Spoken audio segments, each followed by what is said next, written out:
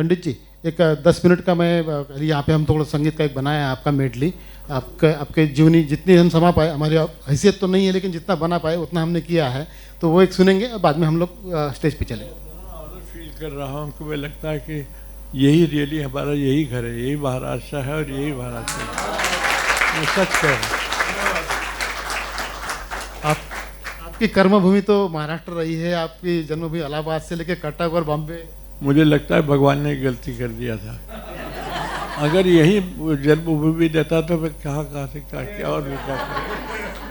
बिल्कुल, मैं गुजारिश करूँगा लाइट जब ऑफ होंगे तब हम लोग मेडली चालू करेंगे।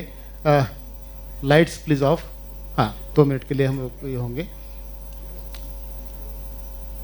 मतलब नहीं, मैं खड़े रहूँगा। आपके गुरुकुल में मैं जब पहली बार मिला पंडित जी को तो ऐसा लगा कि मानो एक उनके घर के बिल्कुल मतलब अंदर ही एक कृष्ण का बड़ा सुंदर एक दालन है। तो मुझे लगा कि पहले मैं कृष्ण भगवान को मिला, बाद में मैं वहाँ पे मंदिर गया। तो बांसुरी तो हम लोग प्ले कर रहे हैं, काइंडली कीप साइलेंस। एंड ये छोटा सा हमारा प्रयत्न है कि उनकी जीवनी का छोटा सा पार्ट हम लोग यहाँ पे कैप्सूल टाइप में करें। हम शुरू कर सकते हैं पंडित जी?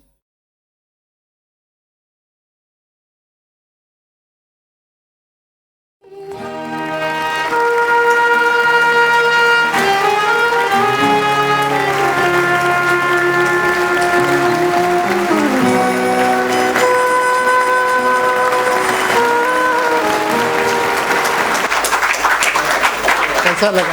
बहुत बढ़िया।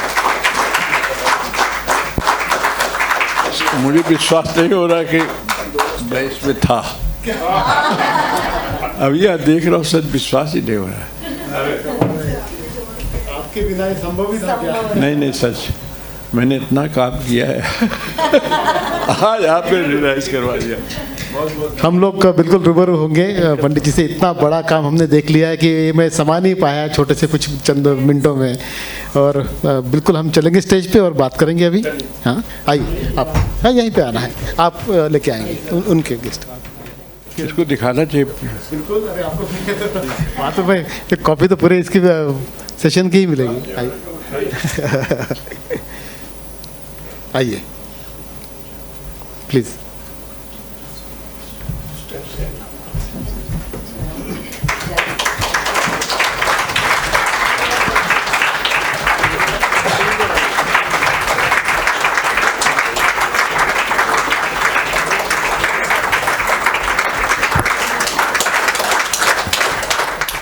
मैं माइक यहाँ पे रखता हूँ ताकि आपको माइक उठाने की ये ना हो, तकलीफ ना हो, या बोल भी सकते हैं। मैं बहुत बहुत धन्यवाद और सभी को धन्यवाद कह रहा हूँ। और आपको धन्य कहूँगा कि मुझे कहाँ ले आके कहाँ छोड़ा आपने। मुझे विश्वास नहीं हो रहा कि मैंने इतना काम किया है। अभी भी सोचता हूँ कि मैं विद्यार्थी हूँ, सीख रहा हूँ आप लोगों से, हमारे बच्चों से, और सीखता रहना बहुत अच्छा लगता है। लेकिन इतना अच्छा मुझे लगा, बहुत अच्छा ऑर्गेनाइज किया है। और लग रहा है कि हमारा इतना बड़ा परिवार कहीं नहीं देखा मैंने, इतना बड़ा परिवार। वाह। आदमी बड़े क्यों होते हैं? एज से नहीं होते हैं, हम्बलनेस से होते हैं। और ये हमने पंडित जी से सीखना चाहिए कि इतनी ऊंची हस्ती जिनको दुनिया सलाम करती है, वो हमें कह रहे कि यहाँ पे आके हमारे बिल्कुल ही कुछ छोटा सा प्रयास किया है। और बहुत खुशकिस्मत है हम लोग। भगवान करे सबको ऐसा छोटा प्रयास मिलता रहे। सच्ची मुझे आज लगा कि मैं थोड़ा सा अच्छा भी बजा भी लेता हूँ अच्छा, और कंपोज भी कर लेता हूँ। सच बता रहा हूँ। वाह। एक नटशेल में प्रयास था, क्योंकि पूरा जीवन भर का ये तो पॉसिबल ही नहीं कि हम लोग किसी भी टॉक शो में भी कवर कर पाए। छोटा सा मैंने 15-20 मिनट का कैप्सूल बनाया था। मैं विनती करता हूँ, आज पंडित जी का स्वागत कीर्ति नागदेकर हमारी मेंबर फूलों से करेगी। हेलो, आप बैठे रहिए। नहीं मैं बैठूंगा नहीं तो बोल। हाँ बिल्कुल, 2 मिनट आज मौका मिला है तो बोलूँगा आज। हाँ बिल्कुल। नहीं, मैं बैठ जाए। मैं इतना प्रेम, इतना अच्छा व्यवहार। मैं बचपन से ही घूम रहा हूँ। मेरी माँ मुझे 5 साल का था तो छोड़ के चली गई, तब से अकेला घूमता हूँ। आज जो मुझे आनंद आ रहा है ऐसा कभी नहीं है।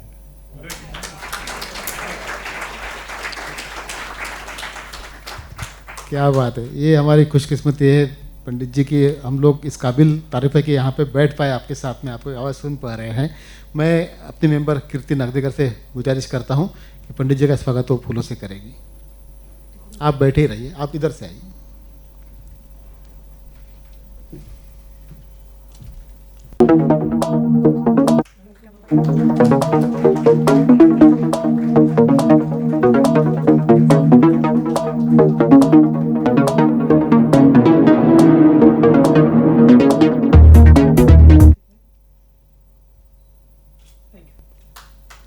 बहुत बहुत धन्यवाद। बुके यहीं पे रख दीजिएगा आप, कोई बात नहीं। पंडित जी के सामने उनकी टीम भी आई है और मैं गुजारिश करता हूँ मृदुला कड़ू, मृदुला जी आप आइए आगे। बाद में मोहिनी भांबुरे और वैशाली जानी को भी मैं बुलाऊंगा, आप तैयार रहिए प्लीज़। आप किरण जी का स्वागत, किरण बिष्ट जी यहाँ पे आई है, पंडित जी की शिष्या है और गुरुकुल में ही पढ़ती है, उनका स्वागत मृदुला जी करेगी।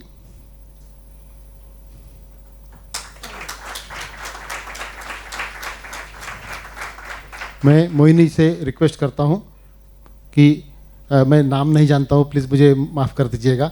आप साहब यहाँ पे प्लीज़, कपिल जी का स्वागत मोहिनी करेगी।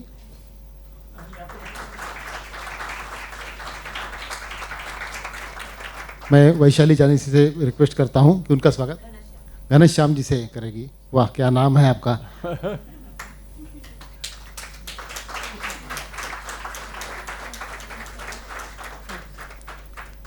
और भी कोई है या तीन? बस, बहुत बढ़िया। तो हम लोग अपना बातचीत चालू करते हैं। सबसे बातें करो। बिल्कुल, सबसे सबसे ही बातें करेंगे। ये सब लोग जानते हैं कि आपका इतना ऊंचा सफ़र है और दुनिया में इतना नाम है और बांसुरी के जगत में क्या बांसुरी को ही आपने एक ऐसा मुकाम पैदा कर दिया है। लेकिन मुझे ये अचरज होता है और काफ़ी लोगों को होगा, बचपन में से तो आपने फ्लूट सीखना काफ़ी, मतलब आपको तय था कि फ्लूट सीखूँ मैं। आपका नाम हरिप्रसाद जी शुरू से ही रहा है, जो को बांसुरी से संबंधित है। ये कैसे, मतलब ईश्वर की लीला है कि आपका नाम ऐसे ही रखा गया? ये मेरे भी समझ में नहीं आया। जिससे पूछना था वो बेचारी छोड़ के चली गई मुझे। 5 साल का था तो जब मैं बजाने लगा तो मुझे किसी ने कहा कि यहीं महाराष्ट्र में कि भाई ये कैसे हुआ, ऐसा तो कभी सुना नहीं। मैंने कहा मुझे क्या मालूम, मेरी मम्मी तो नहीं है, कौन बताएगा।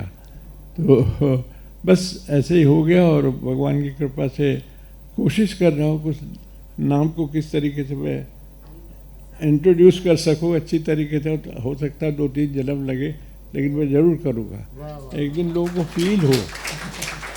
अभी तो मैं शिक्षा ले रहा हूँ, हमारे बच्चे भी हमको सिखाते हैं, हमारे बुज़ुर्ग भी हमको सिखाते हैं, लेकिन ऐसा सीख जाओ कि हमारे पीछे गोपियाँ भागती रहे। पंडित जी की एक चीज़ जो काफ़ी लोगों को पता नहीं होगी कि भले ही उनका एज आज कुछ भी हो, उनका जो sense of humour, sense of wheat है वो बिल्कुल इंटैक्ट है, वो कहीं बिल्कुल नहीं गया है। इन लोग शायद हम भी ना इतना मजाक कर पाए, इतना बेखूबी वो मजाक कर लेते हैं। हमने पढ़ा है, मुलाकातें कई सारे इंटरव्यूज़ देखे आपके, ये पता है हम लोगों को कि आप जब इलाहाबाद में थे और पिताजी के कहने पर आपने रेसलिंग पहलवानी सीख रहे थे जी। और लेकिन आपको बांसुरी का शौक लगा। बांसुरी आपके बाजू में पंडित राजाराम जी थे, आपने तब वोकल सीखा था उनके पास 1-2 साल तक, और बाद में पंडित भोलानाथ जी के पास बांसुरी सीखी थी। तो कैसे आपको वोकल से बांसुरी की तरफ जाने का ऐसा मन क्यों किया कि मैं वोकल छोड़ दूँ और बांसुरी सीखूँ? देखिए, हर चीज़ में संगीत जब भी आदमी सीखता है तो पहले वोकल सीखना ही चाहिए उसको, क्योंकि वो गाता है या तो इंस्ट्रूमेंट के द्वारा या अपने गले से। और भगवान ने जिसको गला दिया है उसको इंस्ट्रूमेंट की क्या आवश्यकता है कि तार चढ़ाता रहे, तार बनवाता रहे और तार लगाता रहे और इसी में जीवन चला जाए। नहीं तो ऐसा वाद्य लेकिन जिसमें थोड़ा समय भी बचे, उसमें योग भी हो और ध्यान भी आए संगीत के बारे में। लेकिन हम जब बांसुरी लेते हैं हम गाते हैं, उसको बजाते नहीं हैं। तो जब तक वोकल नहीं आएगा तो कैसे आएगा? वोकल बहुत ही जरूरी, तो बहुत ही साथ देता है। तो वाद्य हमसे बहुत दोस्ती बनाता है और पकड़ के रखता है वाद्य हमेशा कि जो आप कहेंगे वो मैं बजाऊंगा, और वाद्य में वैसे ही साउंड निकलता है, चाहे मारामारी हो चाहे प्यार हो। नहीं, सच में कह रहा हूँ, सब कुछ इफेक्ट देता है। हम लोग कभी कभी परेशान हो जाते हैं कि जब सुनते को बैकग्राउंड में ऐसा आग लग गई और ऐसे वो भी साउंड उसमें आता है, लेकिन कोई मधुर संगीत हो जैसे मावड़त्या दिन करा, ये भी एक गाना है। क्या क्या गाना, उसमें क्या बनना चाहिए वो हमको देखना है ना। तो अगर उससे अच्छा नहीं हो तो उससे ख़राब भी नहीं होना चाहिए, नहीं तो उसकी वैल्यू चली जाती, तो उसके लिए सोचना पड़ता है। तो अगर वोकल हो साथ में तो बहुत साथ देता है, बहुत ज़रूरी है। ये इतनी खूबसूरत बात कही, और मैं आगे सवाल इसी बारे में करने वाला था कि उन्होंने ये बात छेड़ दी कि वोकल बहुत ज़रूरी है। कोई भी इंस्ट्रूमेंट आप सीख रहे हो तो आप जब मैहर घराने से बाद में आपका संबंध जब आया बाबा अलाउद्दीन खान साहब से, और वहाँ पे तो ये घराना basically sarod, sitar, string instruments ज़्यादा सिखाए जाते थे, बांसुरी शायद ही कम, ना के बराबर। और आपने पहले भी वोकल भी सीखा था, तो ऐसा कुछ हुआ क्या कि ये स्ट्रिंग इंस्ट्रूमेंट का जो घराना था जिसमें इसका ज़्यादा सिखाई चल रही थी, वो सीखने से या वोकल सीखने से आपके बांसुरी वादन में कुछ फ़र्क है जो बाकी औरों के इसमें था? आपने वो श्रृंखला तोड़ दी और उससे आगे निकल गए आप लोग? नहीं, आगे तो नहीं, अभी तो मैंने शुरुआत किया हूँ। मुझे मैं चाहता हूँ कि इसको कंटिन्यू करता रहो। आगे जब निकलूँगा हो सकता है कि 10-12 जन्म लेने पड़े, और सबकी जो इच्छाएं हैं सबको मैं खुश रख सकूं अपने स्वरों से, तब मेरा जो कल्याण होगा सबका आशीर्वाद मिलने के बाद। कई सारे प्यूरिस्ट, मतलब मैं उस काबिल नहीं हूँ कि मैं ये कह सकूँ, लेकिन बहुत सारे क्लासिकल या इंस्ट्रूमेंट के लोग ये कहते हैं कि आपसे पहले पंडित पन्नालाल घोष जी ने बांसुरी को काफ़ी एक मुकाम पैदा कर दिया था, और आपकी बाद में आपका भी एक बड़ा लंबा दौर चला, और आज जो बांसुरी की हैसियत है वो काफ़ी सारी आपकी वजह से है। लेकिन एक क्लासिकल के दायरे में बांसुरी वादन होना और वोकल का सुन के वो बांसुरी में प्रकट करना, तो इसमें कोई फ़र्क आपके बांसुरी वादन से आया है? वाद्य का थोड़ा भगवान श्री कृष्ण की वजह से बांसुरी में आया। उसके पहले सरोद, सितार, सुरबहार, बहुत तार के इंस्ट्रूमेंट आए।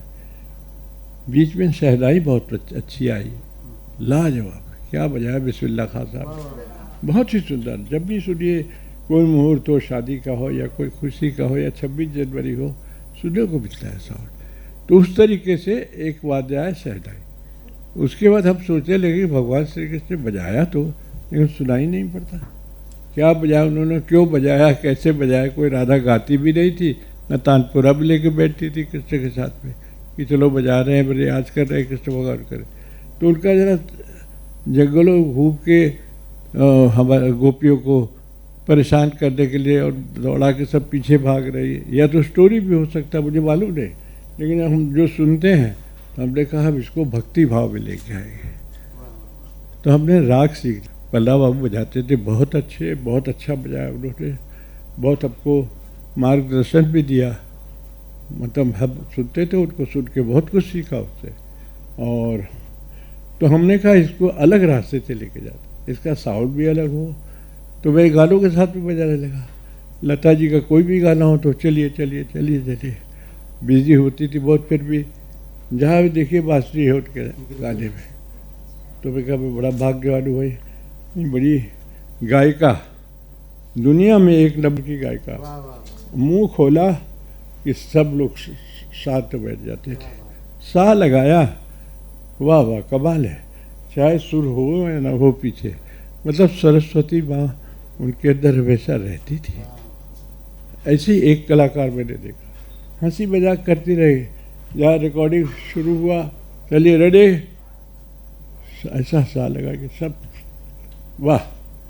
तो हमने बहुत सारे उनके साथ में प्राइवेट गाने बहुत बजाए और बहुत कुछ किया। तो देखा, मैंने कहा ऐसे ऐसे सरस्वती सामने ही दिख रही है, हमको सुनाई भी पड़ रहा है। तो उसी तरीके से मैं भी सोचा कि इनके अगर थोड़ा सा कमज़ोर भी रहा तो कोई बात नहीं, लेकिन साथ में रहूँगा तो मुझे भी लोग जानने लगे। और इतनी सुंदर, इतनी अच्छी और इतनी हंसी मजाक करने वाली, क्या कहूँ आपको।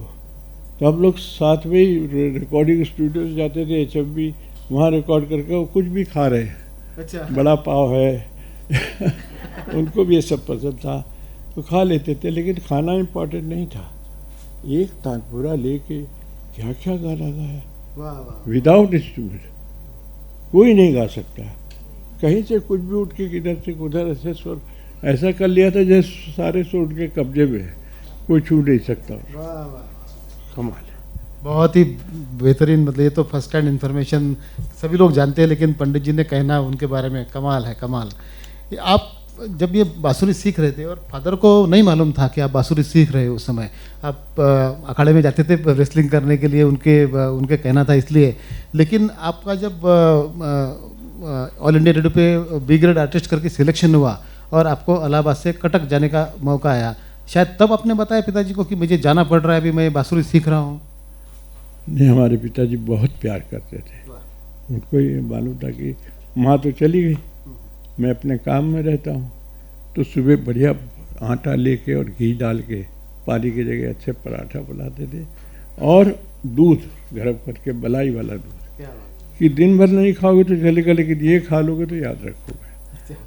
तो मैं कभी कभी बजा लेता था जब पिताजी चले जाते थे, तो गलती से या कहिए उससे साउंड बाहर चला जाए तो लोग खड़े हो जाए, अरे पहलवान के घर में बांसुरी बज रही। तो बजे के बाद मुझे बोलने लगे, बेटा कोई आया था? मैंने कहा नहीं आया तो नहीं कोई, तू बांसुरी बज रही थी?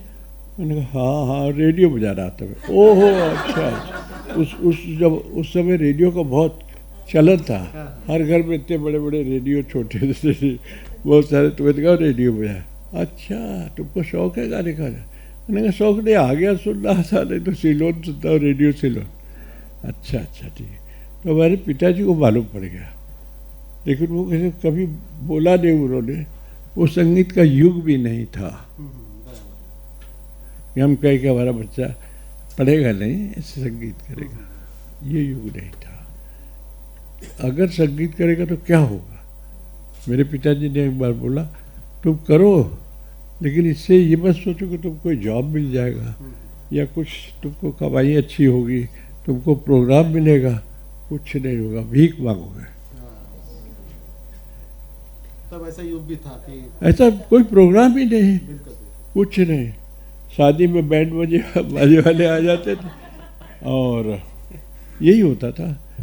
शुरू हुआ जब इसका युग शुरू हुआ तो सिर्फ क्लासिकल म्यूजिक, ध्रुपद और ख्याल, ठुमरी, टप्पा, कजरी, बहुत सारे कितने लोग आ गए, भर गए, बनारस से और महाराष्ट्र से और ये और कर्नाटका से, हुबली से, गंगूबाई हंगल, क्या क्या लोग आ गए, विचित्र क्या गाना।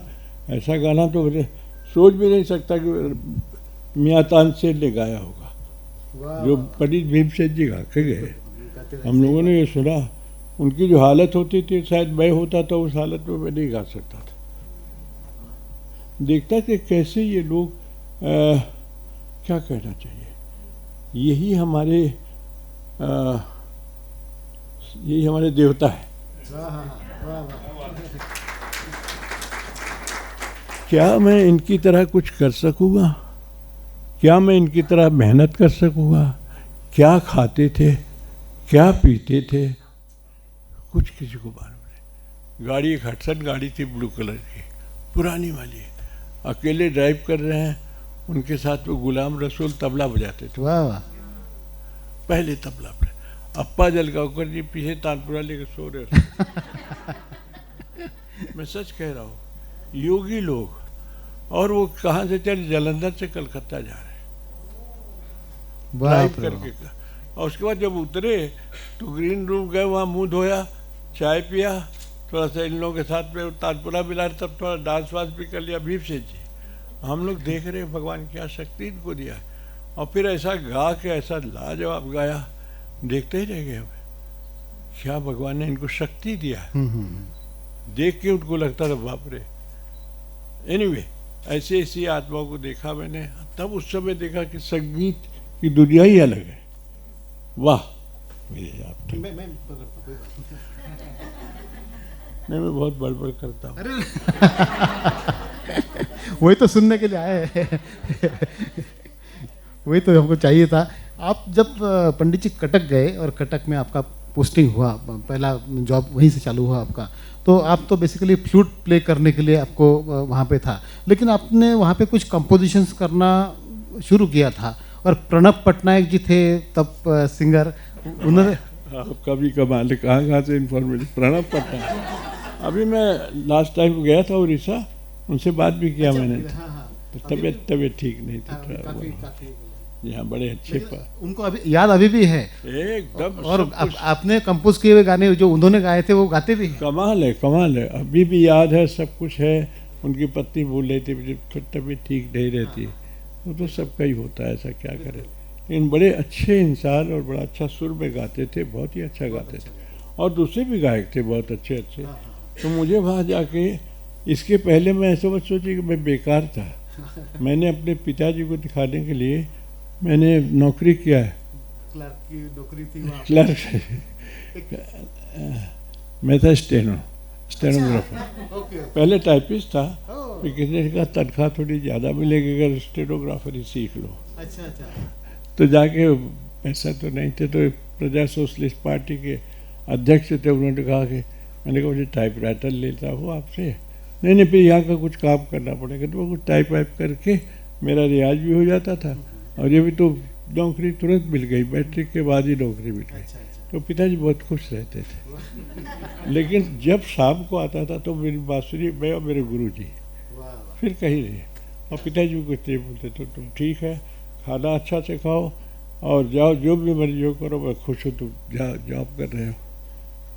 आपने तब रेडियो भी बहुत सुना, फ्लूट आप बेसिकली रेडियो पे ही ज़्यादा सुनते थे उसमें, जब आपका शुरू का दौर था सीखने का इलाहाबाद में? रेडियो में सुनता तो मेरे गुरुजी थे भोलानाथ जी, वो वाराणसी के थे और बहुत अच्छा बजाते थे, और तो मैं उनको ही सुनता था। और पन्ना लाल जी को तो इतना सुनने का अवसर नहीं मिला, लेकिन एक दो प्रोग्राम सुना, बहुत अच्छा बजाए थे। सभी लोग अच्छे थे, हम तो उनको देख देख के अभी भी, उनका साउंड सुन के अभी भी रियाज करते हैं। ये तुम भी क्या, हाँ भाई कहाँ भटक गया, देखो भूल गया। हाँ तो भीमसेन जी को, अरे भीमसेन जी, बालमुरली कृष्णा साउथ के जितने अच्छे अच्छे गायक है, मल्लिकार्जुन मंसूर जी, इतने सिंपल। हम लोग आजकल कुर्ता माला ये पहनते, बेचारे जो भी मिला शर्ट और पैंट, जो भी पहन के धोती पहन के निकल पड़े। एक बार उनका सूटकेस में कुछ था ही नहीं, मल्लिकार्जुन जी का, टैक्सी में जा रहे तो सूटकेस ऊपर रख दिया, उसमें एक कुर्ता और एक धोती, उड़ गया हवा से ऐसा। मैं सच बताऊं, मैं पीछे पीछे आ रहा था ऑटो में, ये कलकत्ते की बात है, पीछे आ तो विवेकानंद रोड के पास में सुबह की फ्लाइट थी, उनका सूटकेस पीछे गया, उनको मालूम में नहीं पड़ा, मैंने उठा के अपने ऑटो में रखा। उनको जब एयरपोर्ट गए तो बोला सब सूटकेस ऊपर रखा हुआ है। जब उनको दिखाया, हाँ लपटा लिए मुझे, देखा उसमें खोल के एक कुर्ता पैजामा, और टीन का होता था, टीन पुराना जो धड़ाम, जो उनको सुनाई भी नहीं पड़ा। तो इतना साधारण लाइफ था, इतना अच्छा लगता था, और बड़े सिंपल लोग कुछ भी खाना खा रहे हैं, जैसे मूली खा रहे हैं, सुबह सुबह नाश्ता हो रहा है मूली और नमक। अच्छा, मूली और नमक क्या करें, इसको खा के फिर बैठ गए, 3-4 घंटा गा रहे हैं, कमाल है। बैठे लगे हुए फिर गंगू भाई बेचारे अपने घर के बाहर हुबली में, जैसे रास्ता होता है ना गांव में मट्टी का, अब भैया आओ, मैं गया था तो वहाँ रेडियो में प्रोग्राम था कुछ मेरा, आ जाओ खा लो। मैंने कहा नहीं मैं अब खा के आओ। देख के लगा बेचारी खा रहे, कैसे कितना खाएगी, मैं उसमें क्या खाऊँ। एनीवे, बड़े साधारण लोग थे, और कितना दुनिया में नाम है और नाम रहेगा इनका। भीमसेन जोशी जी डांस करते थे।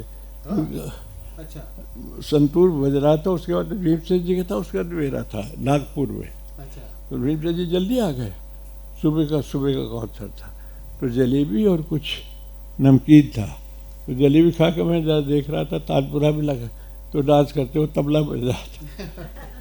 अच्छा, बोले रात को प्रोग्राम ख़त्म करके अभी वहाँ से बाई रोड आ रहा हूँ, तो मैंने कहा थोड़ा खा के मैं गाना गाऊँ। कहाँ से इनको शक्ति आती थी, कौन इनको इतनी शक्ति देता। और बैठ गए, मैं जो सा लगाया सब उड़ गए, हम लोग कहीं हवा में भी उड़ गए। सा लगाते ऐसा हुआ कि क्या देख रहे हैं, बाप रे, हमने इतनी मेहनत किया, रात भर रियाज किया, आके 1 मिनट में। क्या बात है, क्या बात है। ऐसे ऐसे लोग थे। असाधारण लोग थे, साधारण से शुरुआत करते इसलिए असाधारण और बने वो भी। भी महाराष्ट्र में। और कह रही तो मैं भी प्रॉमिस किया कि भगवान से झगड़ा करूँगा अगर मेरा अगला जन्म यही नहीं हुआ तो। ये सच सच, क्योंकि मेरा टाइम इतना वेस्ट हो गया ना, आते आते स्टेनोग्राफरी करके ये करके क्या जरूरत। लेकिन आपको कटक में जब आप थे तो आपके बांसुरी वादन में एक अच्छे आदमी का बहुत बड़ा सहयोग रहा, पीवी कृष्णमूर्ति साहब, जो कि स्टेशन डायरेक्टर थे। आपको सब याद कैसे है, सच्ची बताएं। ये बड़ी प्राइवेसी की बात है। पीवी कृष्णमूर्ति एक बहुत अच्छे इंसान और बड़े अच्छे म्यूजिशियन। हमने फर्स्ट टाइम ऐसे आदमी को देखा कि वो स्टेशन डायरेक्टर बने हुए और अच्छे कंपोजर हैं, और वो पियानो बजाते थे। और जब पियानो से हमको समझाते थे हमने क्या बजाना है, सेलो ने क्या बजाना है, वायलिन ने क्या बजाना है, गाने ने क्या गाना है। तलत महमूद, मीना कपूर, गाना खुद कंपोज किया, हम लोग बजा रहे हैं। तो उड़ीसा में है, और उड़िया भी अच्छा बोलते थे। तो उन्होंने सुंदर सुंदर एक घंटे का पूरा ऑर्केस्ट्रा कंपोज किया था। हम लोग सबको इन्वॉल्व करते थे, और कभी भी बाहर का कुछ काम होता तो बोले जाओ वहाँ पैसे लेके आओ और एंजॉय करो, नहीं तो दूसरा गवर्नमेंट ऑफिसर बोलेगा कंप्लेंट कर देगा, भगा देगा यहाँ से। तो मैं बड़ा भाग्यशाली था, ऐसे स्टेशन डायरेक्टर मिले, बोले तुम साइन कर देना 1 महीने का पूरा, जाओ अटेंडेंस में रजिस्टर होता था, महीने भर का साइन कर दो और चले जाना। फिर हमारे कंप्लेंट आते थे, जो लोग हमसे जेलस फील करते थे कि यहाँ से तनख्वाह भी ले रहा है, बाहर भी बजा रहा है और यंग लड़कियों के साथ घूम भी रहा है। नहीं, उसका कारण था वो माफ़ करिए, वो उड़ीसी डांसर्स बहुत अच्छे, उड़ीसा में बहुत अच्छा डांस का इतना प्रचार हुआ उड़ीसी डांस का कि सारी दुनिया में मशहूर हो गया। तो यंग लड़कियां लोग अच्छे से ज्वेलरी है, अच्छा कॉस्ट्यूम है, पहन के डांस करते थे। फ्लूट की बहुत ज़रूरत थी, और रोज़ किसी न किसी का प्रोग्राम हो तो मुझे 20-25 रुपए मिल जाए। तो स्टेशन वाले, रेडियो स्टेशन में सब जलने लगे कि देखो इतना पैसा बाहर कमा रहा है, लड़कियां भी आ रही हैं, इसको नाश्ते भी ला रही हैं, और ये भी बेचारी कुछ लाती थी कि सुबह सुबह हम परेशान करेंगे तो अंडा कोई लेके आ गया, कोई ब्रेड लेके आ गया, तो कोई केक लेके आ गया। तो ये देखते थे ड्यूटी ऑफिसर, अच्छा, मैं खिला के चाय वाय पिला के फिर चली जाती थी कि शाम को जरूर आइए। और कोई कोई तो पिक्चर का टिकट लेके आते थे। ये मैं बता रहा हूँ, मैं उनको भी अच्छा लगता था कि अच्छे कलाकार हो, हम बैठे, हमारा प्रोग्राम अच्छा हो। ये अकेले हैं बेचारे, खाना होटल में खाते तो इनको 2 चीज़ लेके गए अगर मम्मी से बोल के तो कैसा अच्छा रहेगा। तो मैं भी बहुत खुश होता था, लेकिन ये ऑफिसर लोग सारे जलते थे। तो मुझे क्या किया, ज़बरदस्ती ट्रांसफ़र कर दिया। तो ये लड़कियाँ बोली, मैंने कहा जाना पड़ेगा। नहीं नहीं नहीं, आप मत जाइए, आप तो ये ऐसा प्रोग्राम करते हैं, इतना पैसा मिलता है आपको, और भी ज़्यादा करवा देगा हम लोग सब मिल के, मत जाइए आप। मैंने कहा अब हमको नौकरी वाले भेज रहे हैं तो एक बार घूम के तो आने दो, हम चले आएंगे छोड़ के, क्या है, बम्बई का खर्चा दे रहे हैं ट्रेन का, जाएंगे।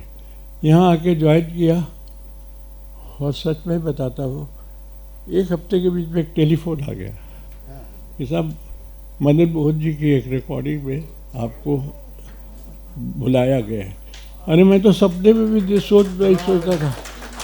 देखिए, भगवान की जहाँ आवश्यकता होती है वहाँ जरूर भगवान आते हैं। और अब जो पैसा मिल रहा था 160 रुपये महीना, मैं चाय भी पीता तो कम पड़ता था बॉम्बे में, है ना, उस समय में 1962 की बात है, नहीं सॉरी 58 की बात। एनीवे, लोकल ट्रेन थी, जाना आना, फायर स्टेशन के पास रहता था। तो 1 हफ्ते में मुझे सीन कब हो गई कि मैं सोचा कि छोटा सा गाड़ी ले लूँ 1 हफ्ते में। अच्छा, मदन जी के रिकॉर्डिंग में गया, तो मैं खूब ड्रेस वेस करके बढ़िया शेप में बना के पाउडर लगा के, पर उस समय वो गर्दन में बहुत पाउडर लगाता है ना, मोस्टली बंगाली लोग ज़्यादा। तो पाउडर वाउडर लगा के गया, धोती और कुर्ता पहन के, तो तलत गा रहे थे, तलत वो साहब बहुत अच्छे गाए, वाह। फिर वही साहब तो उनके असिस्टेंट थे, वो बोले आप एक काम करिए, आपकी जो मर्जी हो जहाँ बजाइए। मास्टर सोनिक ब्लाइंड थे वो, बड़े अच्छे असिस्टेंट। मास्टर सोनिक साहब, हाँ, ओमी सोनिक वो फिर भी है ना। फिर बोले कहा जो मर्जी हो आप बजाइए। वो फूक सुन के ही बोले अब मैं कुछ नहीं बोलूँगा, आप बजाए। तो देखिए सितार रईस खान और मैं बस, तो वही कर दिया। तो मदन साहब खड़े हुए थे, बोले नहीं, कुछ देख रहे थे। फिर अपने असिस्टेंट को बोले सुनो, इनको सारी मेरी डेट दे दो, लिखवा दो, काम हो न हो ये हमारे पास रहने चाहिए। ये होता है कि आपको बम्बई आना ही था, सही जगह पे बिल्कुल आपका पोस्टिंग होना था, जबकि आप तब नहीं चाह रहे थे कि मैं शायद बम्बई ना आ जाऊं, क्योंकि उड़ीसा से और कटक से आपको बड़ा लगाव हो चुका था उस समय। मैं तरस रहा था ये सीन को देखने के लिए। एनीवे, तो दोपहर को फिर उनका रिकॉर्डिंग, तो मुझे बोला, मैं असिस्टेंट को बोला मैं जाता हूँ, फिर बताइए। अरे दोपहर को फिर आपको बोला, आप है उनके सारे रिकॉर्डिंग में। मैंने कहा मेरा ज़रूरत है कि नहीं होगा तो भी आप बैठ के पैसे लेके जाइए, जो जहाँ अच्छा लगे बजा दीजिए, नहीं अच्छा लगे तो बैठ के पैसे लेके जाइए। ये भी अच्छी बात है भाई, ऐसा भी कोई सोचा नहीं था। लता जी गा रहे में सुनिए गाना, कोई पीस नहीं, लेकिन मैं बिगड़ी में थोड़ा सा बजाया हूँ। मैंने तुम संग झलक गवा के हार गई संध्या। तो अब मैं खोज रहा हूँ कि यही तो मौका है कि थोड़ा सा बजा लेंगे। तो लता जी कहे अरे कौन है, वाह मौका ही नहीं आया। तो मैं फिर थोड़ा सा रियाज उसी के ऊपर कर रहा था, मुझे उधर लता के देख रही थी। अच्छा, मैं गया उनके पास, आप कहाँ, आपका नाम क्या है? मैंने कहा ये नाम है, जैसे पुलिस स्टेशन में खड़ा हो, आप आए क्यों यहाँ? एनीवे मैंने कहा आज मुझे इसमें म्यूज़िक में कुछ मेरी जगह नहीं है, नहीं बजाओ जहाँ मर्जी हो। तो एक छोटा सा एक पीस बजाया, 1-2 सेकंड का ऐसा, हार गई संध्या इसके बीच में। तो एनीवे अब तो हमारा पूरा फैल गया ये जो कि हमने मदन जी की रिकॉर्डिंग बजाई, कोई फ्लूट वाला नहीं आया। इतना अच्छा हुआ कि लोग पागल है और ये है, उनके पास डेट नहीं है, डायरी भरी हुई, क्या क्या सब परेशान। तो उस समय में बहुत सारी रिकॉर्डिंग होती थी, हिंदी तो है ही है, संस्कृत, मराठी, गुजराती, पंजाबी, नेपाली, सब। क्योंकि लता से गवाना है तो चलो बम्बई, लता तो जा ही रही काठमांडू, तो चलो बम्बई। सब लोग प्रोड्यूसर आ जाते थे, एक गाना तो उनका चाहिए, पिक्चर कैसी भी हो, म्यूजिकल हो नहीं हो। तो वो जब होते तो वह भी होता था, है ना। ये भी कमाल हो गया। तो उस वजह से हमको बम्बई बहुत पॉपुलर हो गया लता जी में। पर ये दौर जो आपका था कि आपको बम्बई में आप ऑल इंडिया रेडियो पे तो थे, लेकिन जैसे आपने कहा कि फ्लूट बहुत फिल्मों में आप प्ले करने लगे, लेकिन इसी वक्त में एक बहुत बड़ी शख्सियत आपके जीवन में आई, आपको गुरुमा मिली और आपका फ्लूट का कुछ अलग ही टर्न हो गया। उसके बारे में बताइए, क्योंकि ये बहुत ही संयोगवश था कि आपने बहुत पहले इलाहाबाद में बाबा अलाउद्दीन खान साहब से मिले थे। उन बोलता कि आपको अगर सीखना तो मेरी कन्या से सीखना, और इतने सालों बाद मुलाकात होना और उनसे सीखना। ये भी सच्ची बहुत, मैं ज़रा इमोशनल हो जाता हूँ इन बातों में बहुत। मेरा दोस्त था, दोनों साथ में पढ़ते थे। उनका होटल था ठीक हमारे इलाहाबाद स्टेशन के सामने, उसका नाम था प्रयागराज होटल, एकदम सामने। तो बाबा वही उसी होटल में जाके ठहरते थे, और जो मालिक थे उनका लड़का मेरे साथ पढ़ता था। तो उसको मालूम था मुझे म्यूज़िक से शौक़ है, तो बाबा क्या करते थे, उनका अकेला रूम किसी को अलाउ नहीं करते थे, रियाज करना, बीड़ी पीना, जो भी मर्जी हो। तो मुझे बोला यहीं बाबा ठहरे हैं, तो मैं जाके देखा तो वायलिन की प्रैक्टिस कर रहे थे। ऐसा भी म्यूजिशियन मैंने नहीं देखा सच, जो भी इंस्ट्रूमेंट पकड़ते थे बजाने लगते थे। ये मेरे समझ में नहीं आया, वो शक्ति कहाँ से उनको मिली, कौन दिया उनको, मैहर पे रह के। कमाल है, कैसी विभूति थी। 100 सीढ़ी चढ़ के जाके वो क्या नाम था, मैहर में देवी है ना शारदा, रोज सुबह जाकर वहाँ थोड़ा सा बजा के प्रणाम करके आते थे रोज, और फिर बैठते थे दिन भर इंस्ट्रूमेंट लिए ही बैठे होते थे। कभी कभी वाइफ गुस्सा हो जाए तो वायलिन बजाते बजाते डांस भी कर लेते थे। हाँ, उनको मनाने के लिए कि भाई तुमको मसाला बोला तो मसाला नहीं लाया, तो बस ये माफ़ करके तारे वायलिन वो एक युग अलग था, है ना। तो माँ भी गाना गाती थी, तो कभी हारमोनियम लेके गाए तो हमको बोले बांसुरी बजाते हैं, हमारे साथ बजाओ तो जाने। मैं भी कभी कभी थोड़ा सा, बहुत खुश होती थी मुझे। तो इन लोगों का आशीर्वाद ही बहुत है। तो एनीवे, तो मैं बाबा को सुन के ऐसा इच्छा हुआ कि इनके साथ ही चले। मैहर इलाहाबाद से बहुत नज़दीक था और मैं भी पढ़ाई वढ़ाई ख़त्म होने वाली थी। तो बाबा बोले तुम चलो हमारे साथ में, और रविशंकर है, अली अकबर है, निखिल बनर्जी है, तुमको अच्छा लगेगा। मैंने कहा हाँ। तो मैं पिताजी को देखा मूड जब उनका, तो मुझे लगा कि अभी बोलूँगा तो निकाल दिया जाऊँगा। सीखने के लिए वहाँ जा रहे हो, अरे यहाँ यहीं सीख सकते हो, इलाहाबाद छोड़ने की क्या ज़रूरत है, तुम्हारे लिए हम जिंदा हैं, हमारे लिए तुम जिंदा हो, तुम छोड़ के चले गए तो मेरा क्या लाइफ है। एनीवे, तो मैंने बाबा को बोला बाबा मैं आपके पास फिर आऊँगा, हमारे पापा ऐसे ऐसे पहलवान आदमी मार देंगे तो मेरा तो बोले ठीक है कोई बात नहीं, लेकिन मैं भी बूढ़ा हो गया। कैसी बातें करते थे, बोलते बीड़ी पी लूँ, तुम बैठेगा, पी के बताता हूँ। तो बताया उन्होंने देखो तुम आओ, नहीं आ पाओ कोई बात नहीं, तुम्हारा पापा जब अलाउ करेगा तब आना।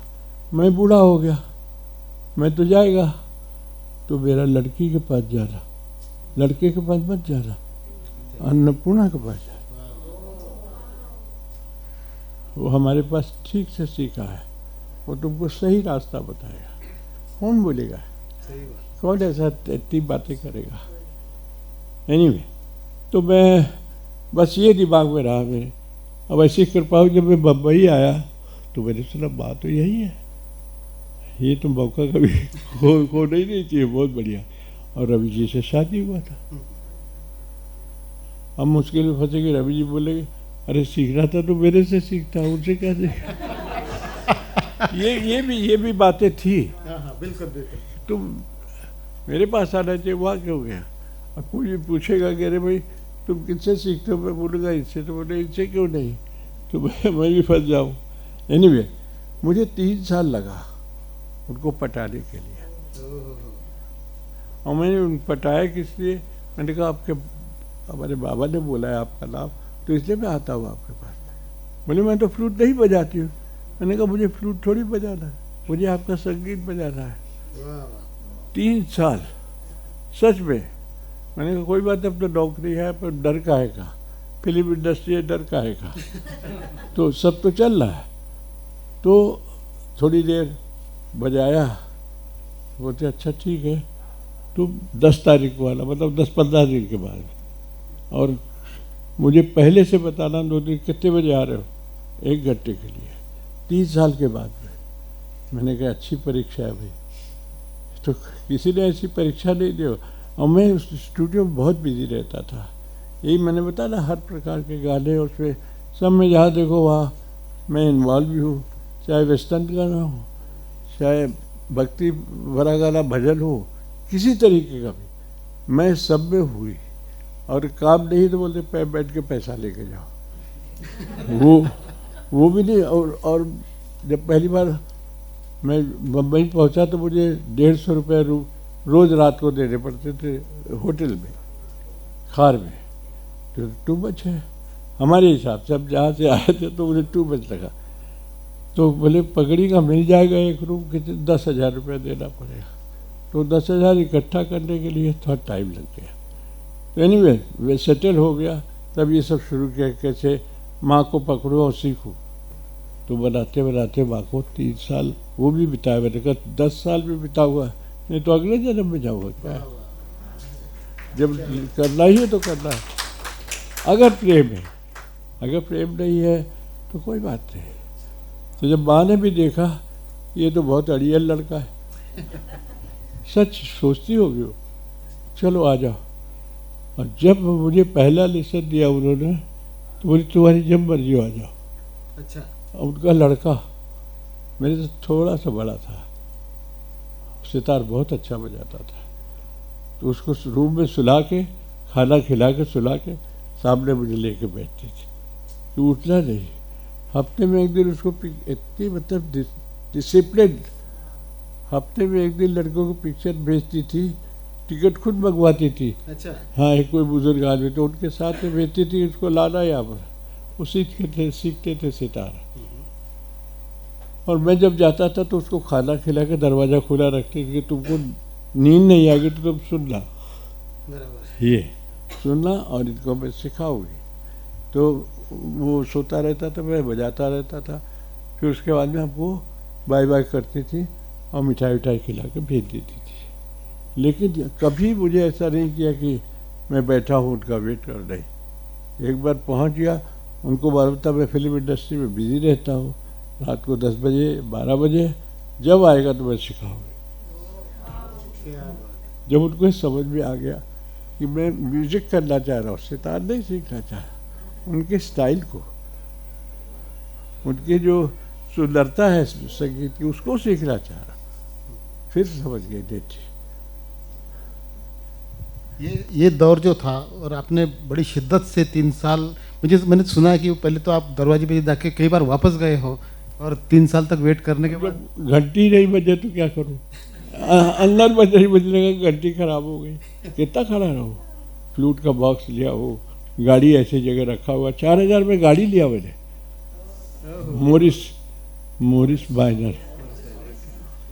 बिल्कुल, ये दौर जो था, और आपने बड़ी शिद्दत से 3 साल, मैंने सुना है कि पहले तो आप दरवाजे पे जाके कई बार वापस गए हो, और 3 साल तक वेट करने के बाद घंटी नहीं बजे तो क्या करूँ, अंदर बजने लगा, घंटी खराब हो गई, कितना खड़ा रहो।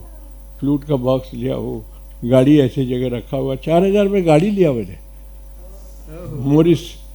मोरिस बाइनर। बिल्कुल, ये दौर जो था आपको फिल्म इंडस्ट्री के गानों में बहुत सारा काम उस समय था। और बाद में तो आपने ऑल इंडिया रेडियो की नौकरी भी आपको छोड़नी पड़ी, या छोड़ दिया आपने, क्योंकि काम इतना आपके पास आ गया था। मैं दर्शकों को बता दूं या सुनने वालों को बता दूं कि ये 61 से जो पंडित जी बॉम्बे में आए, तब से जो फ्लूट उन्होंने बजाई है कई सारे गानों में, फिल्मी गानों में, नॉन फिल्म गानों में, रीजनल सॉन्ग में।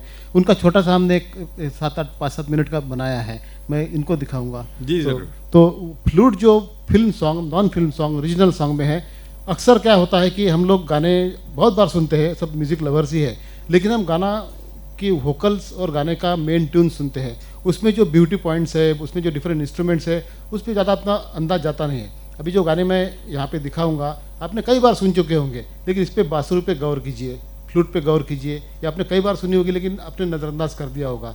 नाउ आई विल जस्ट आज सोमेंद्र जी, अब मेरे ख्याल से ये बंद कर दिया जाए, लाइट्स तो थोड़े ऑफ कर देंगे तो ये होगा।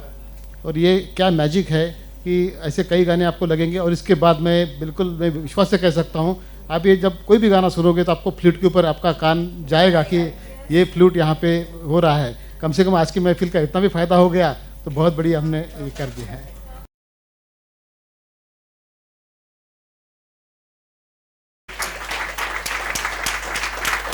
Thank you so much. Standing ovation to you just for the few song they have learn. वाह, ये तो बहुत मुझे विश्वास ही नहीं हो रहा है, ऐसा परिवार, इतना बड़ा परिवार देखा नहीं मैंने। और सब सुरीले हैं, क्या क्या गाने, मैं तो भूल ही गया सब।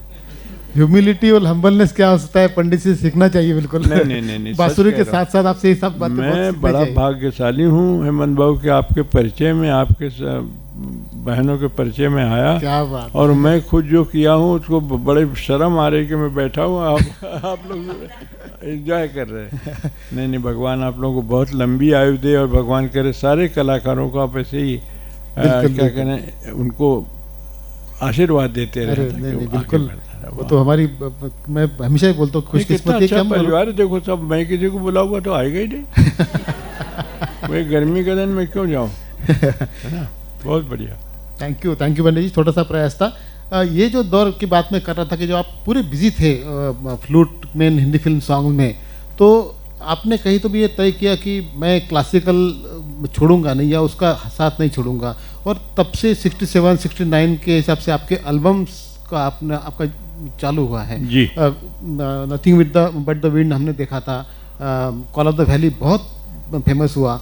ये कैसे कंसेप्ट हुआ कि कॉल ऑफ द वैली बहुत, अब तो वो तीनों लोग ऐसे थे और क्या मैजिक बन गया, और कहाँ विश्व में इतनी ज़बरदस्त रिकॉर्ड है कि दुनिया भर में 100 records we should listen before we die में कॉल ऑफ द वैली का नाम है, और सभी लगभग सभी लोगों ने उसको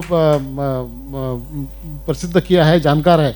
हमारे एक मेंबर है यहाँ पे, एक माइक प्लीज़ उनको दीजिएगा, जिन्होंने 60s में ये रिकॉर्ड खरीदी थी और वो इतने प्रभावित हुए थे इससे, तो उनको जब मालूम पड़ा कि हमारे ग्रुप में ही आप आ रहे हो तो उनसे रहा नहीं गया। एक छोटा सा सवाल वो करना चाहते हैं। जी तो जरूर। पंडित जी, माइक नहीं ऑन है, खाली पास में लीजिए। हेलो। नहीं ऑन नहीं है, ऑन नहीं है। हेलो नहीं। पंडित जी, जी I can hardly believe that nearly 45 years after I held your iconic record, Call of the Valley, या on LP in my hands, in total awe and joy, I am privileged to meet you in person. या That was my first ever purchase of a musical album to go with the music system that I just purchased. It was a novel attempt to introduce for the first time a theme in music, based on classical ragas. The Call of the Valley created using the instruments which are not traditionally used in classical music classical में, that's right. into a theme. या How did this magic happen? How was it conceived? Yeah, we used to work in HMV. We used to go for, to play, to follow some singers or some orchestra people.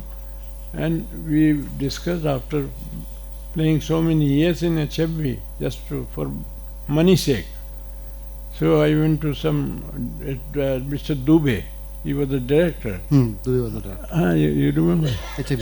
तो मैंने उनको कहा please मेरा भी एक आध छोटा मोटा क्लासिकल का रिकॉर्डिंग होना चाहिए, बैकग्राउंड में तो बहुत पहले बजाया। तो बोलते हैं नहीं रे, हमको कंपनी को आप दिवालिया बनाना चाहते हैं। You understood? दिवालिया ऐसे ही बोला मुझे। मैंने कहा आपको बिचवाना है, हम लोग रास्ते में आ जाएंगे अगर आप क्लासिकल सोलो करेंगे। मैंने कहा अच्छा। तो एक वहाँ महाराष्ट्रियन थे, बहुत अच्छे बड़े म्यूजिक लवर, बोले आप दुख मत करना, ये लोग ऐसे ही बकवास करते हैं। मैं आपको एक सजेस्ट करूँगा कि आप 2-3 लोग मिलके कुछ राग बेस्ड कुछ ऐसा बनाइए कि हम उसको बेच सके। मैंने कहा बहुत अच्छा। तो हम तीनों बहुत मित्रता थी, रोज़ मिलते थे, बैठते थे, हंसी मजाक करते थे। लेकिन वो जो ब्रिजभूषण थे वो फिल्म में नहीं थे, ऐसी ही दोस्ती थे। अहमदाबाद से आ जाते थे, पैसा था बहुत, बिजनेसमैन के लड़के थे, आ जाते थे, हम तीनों बैठते थे। हमने कहा चलो हम लोग कंपोज करेंगे। तब ये आइडिया आया कॉल ऑफ द वैली का। पहली बार, थैंक यू सो मच, पहली बार classical music, classical based, not the ragas and ragini, no, because of we were playing instrument and instrument was not very popular, the instrument we used to play. तो हो गया। तो मैंने कहा चलो ठीक है। तो हम लोगों ने कंपोज किया। बिलीव करिए एक दिन में बजा के हम लोग भाग के आ गए कि चलो हमारा रिकॉर्ड में नाम तो आएगा, शिव कुमार शर्मा, ब्रिजभूषण कामरा, हरिप्रसाद चौरसिया। इससे ही थोड़ा सा सेटिस्फैक्शन हो गया। इतना बिका कि जब भी थक गई बेचते बेचते। तो उसने, नहीं मैं सच कह रहा हूँ, तो मैं जब किसी को भेजूँ विदेशी आए कि भाई मैं अपने दुकान है हमारी शॉप से, तो मैं कुछ 500 रिकॉर्ड ले जाऊँगा। अच्छा भी बोले है ही नहीं मेरे पास।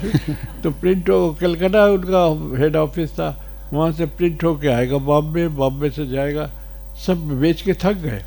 तो उन्होंने दूसरी कंपनी को भेज दिया पूरा, उन्होंने बेचा वो भी थक गए। बेच के हर जगह जहाँ देखो, मैं विदेश में जाऊँ तो स्विट्जरलैंड में होटल में वहाँ बज रहा है कॉल ऑफ द वैली, सब गोरे हो कॉल ऑफ द वैली में। तो मुझे देख के आश्चर्य भी लगा, अच्छा भी लगा कि देखो कम से कम थोड़ा सा तो इनको शूट किया म्यूजिक। और सॉफ्ट इंस्ट्रूमेंट, संतूर बहुत सॉफ्ट, फ्लूट बहुत सॉफ्ट, गिटार तो बहुत अच्छा लग रहा था। वो भी स्लाइड गिटार था, स्लाइड गिटार। तो अच्छा हो गया। फिर हम लोग इतने पॉपुलर हो गए, विदेशी जितनी कंपनी। मैं मॉस्को गया 30th इंडिपेंडेंस एनिवर्सरी, तो वहाँ मॉस्को की कंपनी पहली बार उन्होंने इंडियन म्यूजिक LP बनाया मेरा। वाह वाह वाह। और बोल्शोई थिएटर में मेरा प्रोग्राम रखा मॉस्को में। बोल्शोई थिएटर मतलब one of the top of theatre. इतना बड़ा हम लोग बैठे थे, तानपुरा फ्लूट में बजा रहे थे वहाँ। पहली बार कोई इंडियन म्यूजिशियन वहाँ बजा रहा था, अदरवाइज सिम्फोनी, बैले ये सब होता है। बजा रहे तो जैसे चिड़िया बैठी होती ना स्टेज पे, ऐसे हम लोग लग रहे थे। हाँ, तीन जैसे चिड़िया बैठी हो। मैं वन में वीडियो देख रहा तो कोई हंस रहा था, वो कि देखो कहाँ बैठे हम लोग। बैले होता है 50 डांसर और ये और सिम्फोनी। तो बड़ा भाग्यशाली था, हम लोग बड़े भाग्यशाली थे, कैसे ऐसे अवसर मिले। और तो वो रिकॉर्ड इतना बिका अब बोल रहे हैं आप फिर से करिए, तो हमने फिर एक और किया, लेकिन वो मजा नहीं आई। वो था वैली रिकॉल्स काफी सालों के बाद। जी हाँ, बहुत पीछे पड़ गए करेंगे, लेकिन फिर रिपीट का मजा नहीं आता। हाँ, जो पहली बार बन गया है वो बस, हाँ, उसका मजा ये लगता। बिल्कुल। तो thank you so much Deepak ji. और ये दौर जो था आपका, तो आपका बीटल्स के साथ भी आपका, हाँ, जॉर्ज हरिसन आए थे। बड़े अच्छे लोग, बड़े अच्छी फैमिली। वो आया करते थे यहाँ, लेकिन अपने आप को छिपा के रखते थे। बहुत पॉपुलर थे भी बीटल्स पूरे वर्ल्ड में। और 4-5 लोग ऐसे, जैसा क्या बताए, जैसे एक ही माता पिता के बच्चे हैं। वाह वाह वाह, ऐसे रहते थे। जॉर्ज से हम लोगों का बहुत इंटरेस्ट था। जॉर्ज हर साल आते थे, उनका थोड़ा भाग का बहुत शौक था। अच्छा लगता था। तो मैं यूपी का, तो मुझे मालूम है कौन बनाता है क्या होता, तो मैं अच्छा। तो रवि जी लेके आते थे मेरे घर, रविशंकर जी, पंडित रविशंकर जी। यस कि भाई चलो शाम को वहीं बैठते हैं। तो सब ठंडा ही और ये सब, तो बस पीते थे और बातें करते थे, म्यूजिक सुनते थे, और गिटार वो लेके बैठते थे, अल्लाह रखा जी गाते थे। वाह वाह। और रवि जी थोड़ा सा सितार। ऐसे बहुत किया, सब बहुत मज़ा किया। मैं बड़ा भाग्यशाली था इन लोगों के साथ में बैठ के, बहुत इंजॉय कर। बहुत बढ़िया। ये आपका ये रजा साहब के साथ भी nothing but the wind album है, या आपके सोलो एल्बम बहुत सारे रागों के ऊपर बात है। जी। लेकिन आप तब भी आपका फिल्म का फ्लूट चल ही रहा था, मतलब आप दोनों मायनों में आप क्लासिकल म्यूजिक के एल्बम्स, प्योर क्लासिकल के, और फ्लूट। मैं हेमंत बाबू, मैं अपने आप को छिपाता था। अच्छा। जब ये फिल्म के साथ बजाऊँ, कभी लता जी बोले आ जाओ भाई शाम को सन्मुखानंद में 2 गाने। अच्छा ठीक है, आ जाएंगे भाई। फिर किशोर कुमार, नहीं ऐसा नहीं होगा, बढ़ जाएगा तो आप आना ही पड़ेगा। थोड़ा सा बजा दिया, लोग कहेंगे, क्या कहेंगे, गाना था ना, तो एक बजा दे तो पीछे से अब जाओ हो गया। मेरे को रिकॉर्डिंग चल रहा है दादा, नहीं एक पीस बजा के चले जाओ। ये क्या हुआ, कैसे हुआ, क्यों हुआ? मुझे हुआ मुझे जाने दो दादा। एक उनके साथ में एक होता है ना, जैसे पूरा परिवार होता है, तो एक बच्चा घर में रह जाए तो खराब लगता है ना। तो ऐसे उन लोगों का भी होता था, हमारे सब लोग हैं ना, तो ठीक है, जो एक निकल गया तो ऐसा हो जाए। हाँ, तो ऐसी फीलिंग थी। अब एनीवे, तो हम लोगों ने बहुत साथ में काम किया। लता जी बहुत बाहर ये इनका ईरानी थे, वो ड्रामा करते थे, जिनकी लड़की पिक्चर में काम करती थी, क्या नाम है, ईरानी थे ना, अरुणा ईरानी। उनके पिताजी बड़े ड्रामा किया करते थे, तो हम लोग को ले जाते। मैं तब 2 महीना 3 महीना बम्बई में आया था, उधर से भी बुकिंग आ गई कि भाई आइए। 30 रुपये पर ड्रामा देते थे, तीन रात को 3 ड्रामे बजा लेता था, तो 100 रुपये सुबह बन गए। तो जलेबी खा के बस घूमता। तो एक समय अलग था, सच में बताता हूँ। मैं कभी गिना ही नहीं पैसा, कितना पैसा रखा, गिनने में टाइम वेस्ट होगा। तो क्यों आजकल उस समय रियाज कर लूँगा, थोड़ा समय मिलता था।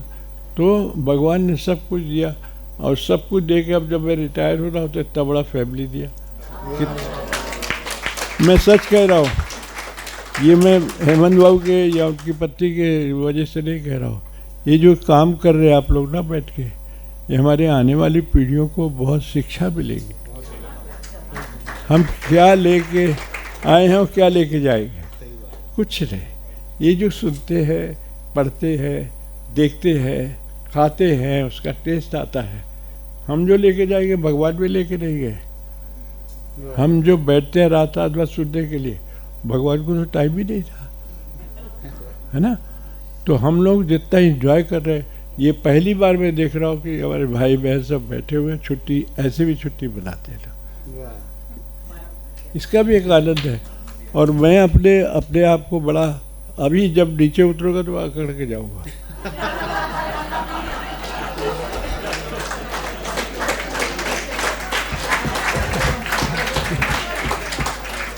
बातें कैसे करनी चाहिए, बिल्कुल। इसके क्लासेस लगाना है तो फ्लूट के साथ ये भी लगा लो आप लोग। नहीं हेमंत, वो सच में कह रहा हूँ। आपने जो किया ना, ये एक बहुत बड़ा क्या कहना चाहिए, सबको शिक्षा दी आपने कि अगर आनंद पाना है तो ऐसे भी बैठ के हम बातें करके रिकॉर्ड पे तो सुन ही लेंगे, क्या बात है ना। हम अगर खाना किचन में बैठ के देखते हैं ना, तो उसका एक अंदाज ही अलग होता है। जो माँ देती है प्लेट पे, चल मुँह में ले जल्दी खा ले, उसका एक आनंद ही अलग होता है। अब वो होटल में ऑर्डर करिए तो ले आ रहा है मक्खी, इधर से उधर जा, पहले ही वहाँ दिल खराब हो जाता है, कहाँ आ गए। तो ये बहुत बढ़िया है, और ये हम लोगों को सबको शिक्षा मिलनी चाहिए कि हम भी जाए अपने घर में तो अपने भाई बहन को बुला के ऐसे बैठे बात करें। बिल्कुल। उसमें बच्चों को बहुत आइडिया होता है, क्या चीज़ थी, क्यों बात करें, क्या गाना है, मैंने देखा नहीं, मैं देखूंगा इसको, मैं करूँगा, तब तो इंटरेस्ट होगा। बिल्कुल, ये आपने बिल्कुल सही बात की। और आपने बताया कि इतना काम हो गया था कि पैसे गिनने को भी उस समय नहीं मिल रहा था ना, आप वक्त भी जाया नहीं करना चाहते थे। लेकिन उस समय ऐसा एक दौर आया, आपका फिल्म सॉन्ग में फ्लूट प्ले करने का इतना बड़ा नाम हो गया था कि आपको बताया नहीं जा रहा था कि ये पीस, आप बोलते थे, आप लोग कंपोजर पर्टिकुलरली एलपी साहब है बाकी, कि आप अपना पीस कंपोज करो और आप फिर फिक्स करो कहाँ पे रखना है।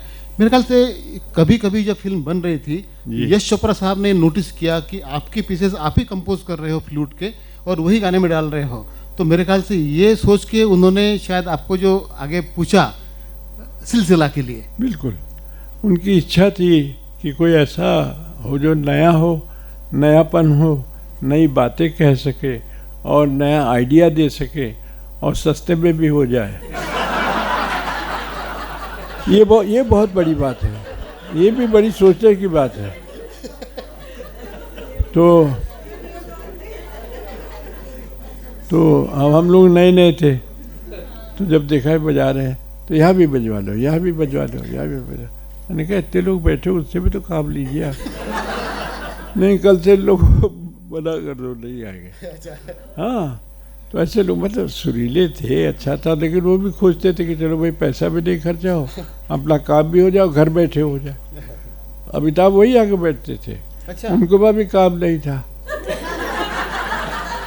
नहीं, मैं सच कह रहा हूँ। हाँ, उस दौरान हम लोग सब बैठते थे तो वहीं चाय पानी, कम से कम थोड़ा तो खर्चा निकल रहा है कि नाश्ता वगैरह भी मिल जा रहा है, भले पाव हो, चाय हो, बटाटा बड़ा हो, चलता है।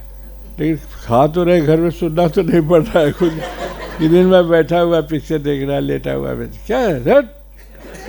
तो वो सब सुनने से अच्छा चलो उनका काम भी होता था, चाय भी आ रही, खाना भी आ रहा है सब, और उसके बाद काम भी हो रहा है।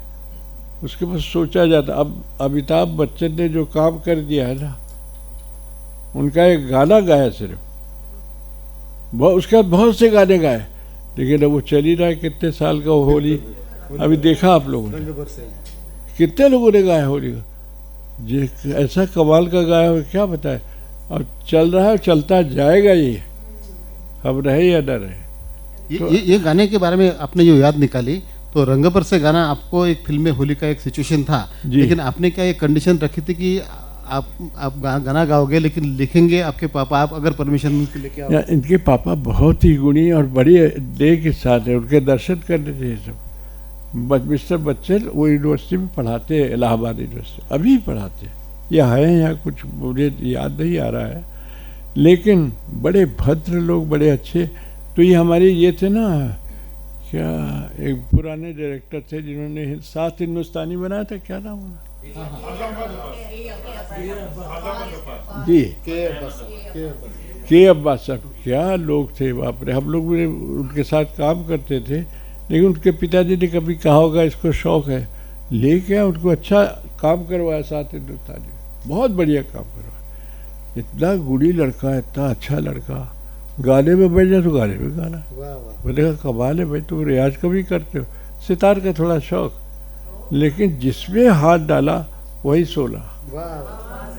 ये सबको नहीं होता, सबको नहीं होता। भगवान किसी किसी को ऐसा आशीर्वाद देता है। तो अब अमिताभ ऐसा हो गया कि लोग पैसे की इतने हुड्डी पड़ी हुई है, पॉकेट में बंद करके रखा हुआ है, बॉक्स में रखा हुआ है घर में, कि हमारे थोड़ा सा रिकॉर्डिंग कर दीजिए जब समय होता है जाता। अभी भी वो हालत है, इतने बस। बिल्कुल बिल्कुल। ये उनके पिताजी ने लिखा था और वे हाँ, तो सारी भटक गया थोड़ा। नहीं, अमिताभ जहाँ आता भटका ही देता है।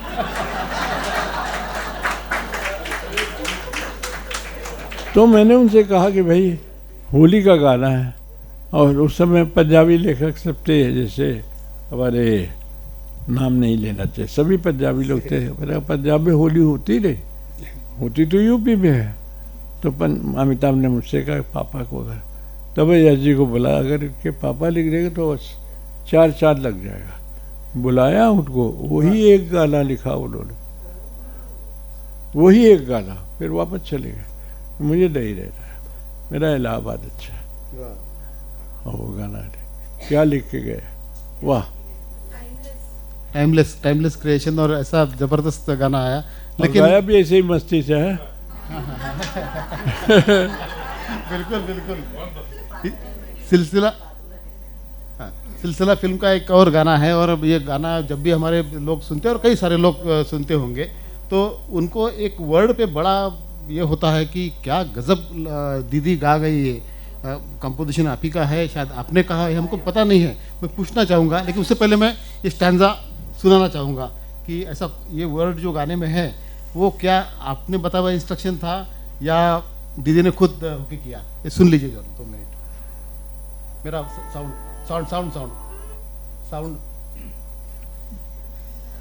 नहीं, मेरा कॉर्ड ही नहीं है, सॉरी। तो ये मैं मतलब पूछना चाहूँगा कि जैसे जब तक गाना ये होता है, कि जैसे आपने कहा कि एक गाने के लिए खाली उनके पिताजी आए थे, लेकिन इस सिलसिला फिल्म जी जैसे आपकी डेब्यूट फिल्म रही, आपकी पहली फिल्म कंपोजर करके रही, वैसे जावेद अख्तर साहब की पहली फिल्म है लिरिसिस्ट करके। आपने ऐसा क्यों चुना कि जावेद अख्तर साहब को यहाँ पे? क्योंकि वो दोनों का झगड़ा हो गया था ना, ये सलीम जावेद है ना।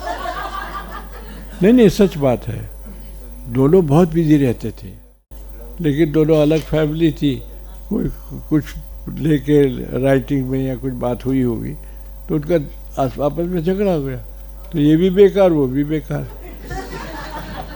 अब ये लिखता अच्छा था, क्योंकि इनके पिताजी बहुत अच्छे लेखक थे ना, बहुत ही कमाल के।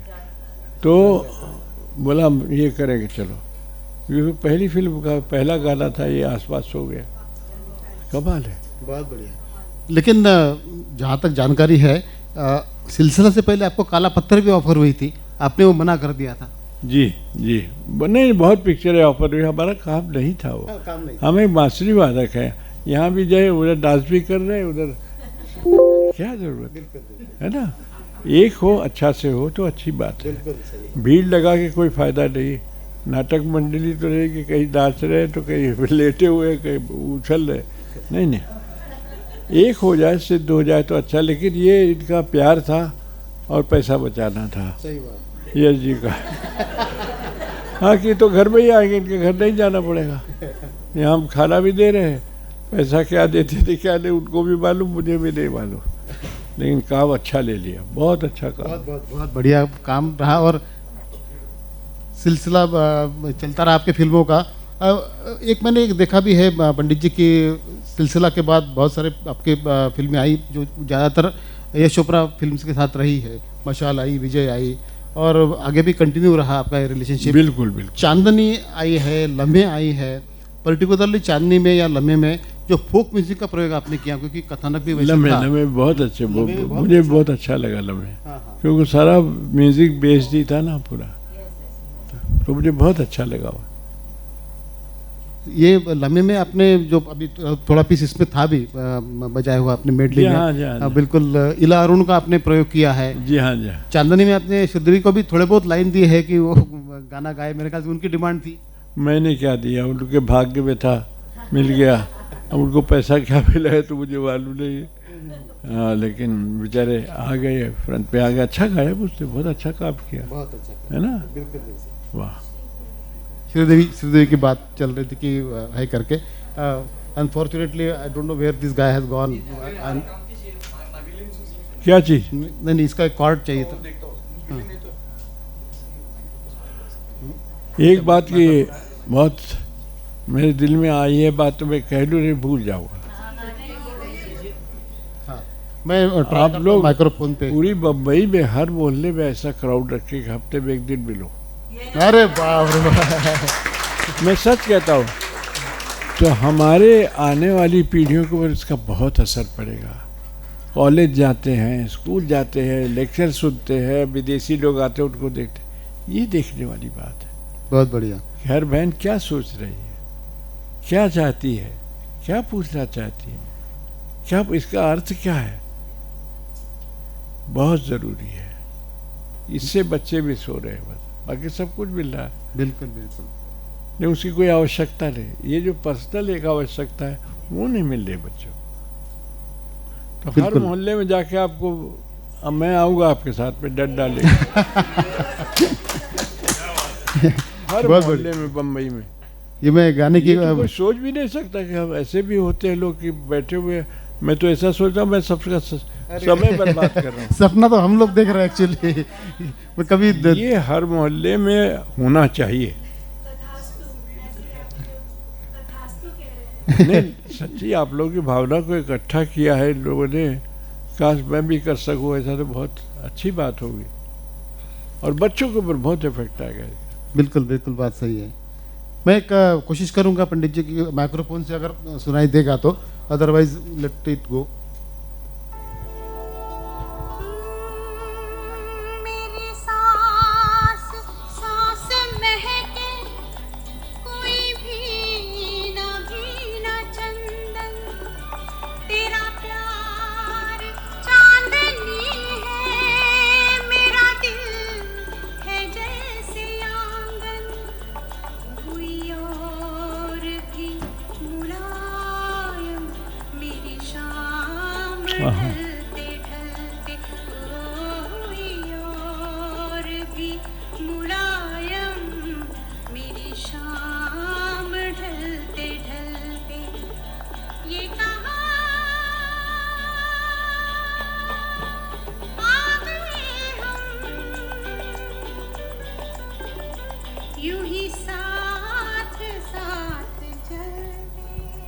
बहुत सारे लोगों की एक पूछना था कि ये जो वर्ड मुलायम है, बहुत बार लोग पूछते हैं कि ये क्या प्रोनाउंसिएशन, गजब क्या था इसकी कहानी। ये हम लोग जब बैठते थे ना हाँ। सीटिंग में, तो चलती थी भाई क्या होना चाहिए, सीन है, कैमरा का क्या होना चाहिए, लिखाई में क्या होना चाहिए, म्यूजिकली क्या होना चाहिए, इसके पीछे ऑर्केस्ट्रा क्या होना चाहिए। मैंने वो इसी में है गाना ना, अमिताभ बोल रहा है, मैंने कहा हाँ शेर व शायरी रखो, लेकिन म्यूजिक है, म्यूजिक को दबा कर शेर व शायरी रखो, उसका इफेक्ट ही अलग हो जाता है। बिल्कुल, मैं वो पूछने वाला था, आपने बात ही छीन ली बिल्कुल, कि ऐसा प्रयोग पहले भी हुआ है, बेकरार करके हमें यूं ना चाहिए, उसमें डायलॉग्स है, लेकिन ये डायलॉग का इम्पैक्ट इतना जबरदस्त था ये गाने का, ये कहाँ आ गए हम। क्यों बताइए क्यों था? मैं क्या नहीं ये भी कारण है, बहुत बहुत अच्छा लिखा, और वो वॉइस, वो हाई देखिए नोट लता जी गा रहे हो, नीचे वो जो इफेक्ट आया है ना, वो कमाल का आया।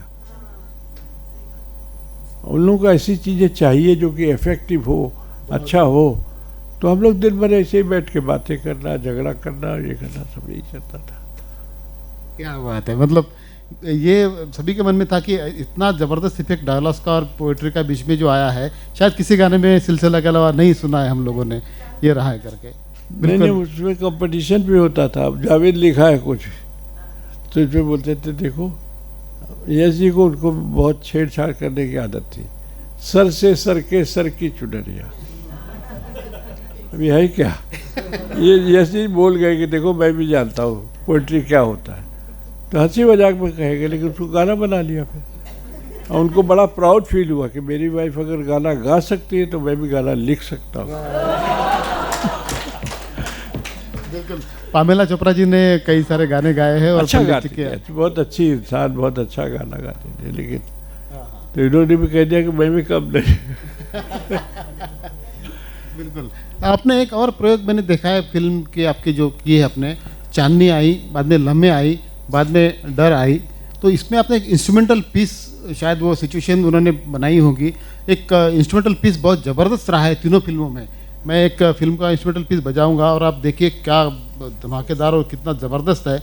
एक चांदनी में एक श्रीदेवी का एक था, लम्हे में यंगर श्रीदेवी जो बताई, उसके पास भी एक इंस्ट्रूमेंटल पीस आपने रखा था, और डर में भी एक है। डर तो एक वायलेंट लव स्टोरी थी, उसमें म्यूजिक का स्कोप शायद हो ना हो, लेकिन इतना खूबसूरत पीस है।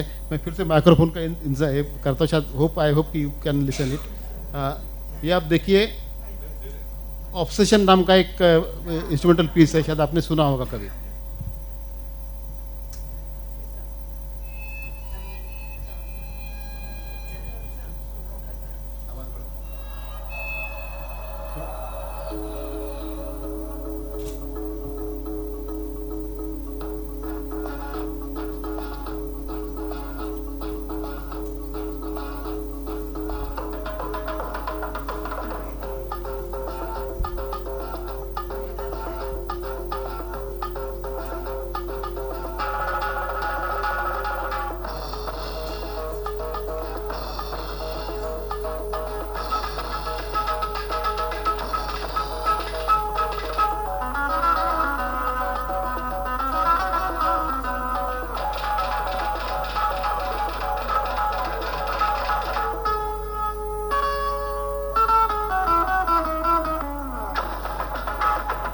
वाह,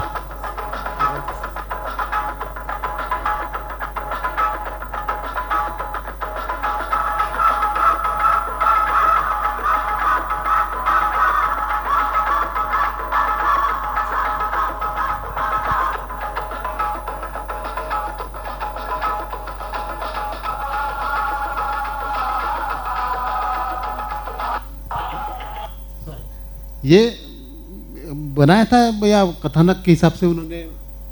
ऐसे ही हम लोग म्यूजिक लेके और सुना के लोगों को बजवा लेते हैं। अच्छा, हाँ, इसमें कोई ख़ास बात नहीं, बैकग्राउंड में ऐसे ही छेड़छाड़ मतलब नहीं, बेमतलब का है। यह है कि बुलाया 8 घंटा काम लेना है और 6 घंटे में ख़त्म हो, 2 घंटा वेस्ट क्यों करो, चलो बजाते रहो। सभी चाहते हैं कि उनका पैसा बिल्कुल यूज में ठीक से आ जाए, किसी को ज़्यादा नहीं देना पड़े, कम में काम हो तो हो जाए। डर के बाद आपने फिल्म म्यूजिक, मतलब कंपोजिशन फॉर फिल्म म्यूजिक बंद ही कर दिया, मतलब मेरे ख्याल से परंपरा और एक इनकी माधुरी दीक्षित की फिल्म आई थी साहिबान, डर वॉज द लास्ट फिल्म, लगभग 30 साल हो गए हैं डर को। उसके बाद अपने प्योर क्लासिकल की तरफ ध्यान, कंपोजिशन पे आप गए नहीं बाद में कभी?